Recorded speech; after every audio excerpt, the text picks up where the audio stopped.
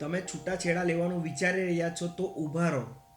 આટલો મોટો નિર્ણય લેતા પહેલા તમારી જાતને આ 3 કડવા સવાલ પૂછો. પહેલું, શું માત્ર ભરણ પોષણના આધારે આખી જિંદગી તમારી નીકળી શકે છે? કોર્ટના લાંબા સમયના ચક્કર ખાધા પછી તમને ભરણ પોષણ તો મળી જશે, પણ તેના આધારે શું આખી જિંદગી તમારી નીકળી શકે છે? બીજો સવાલ, શું ગેરંટી છે કે છૂટાછેડા પછી નવો પાર્ટનર પહેલા કરતાં સારો જ હશે?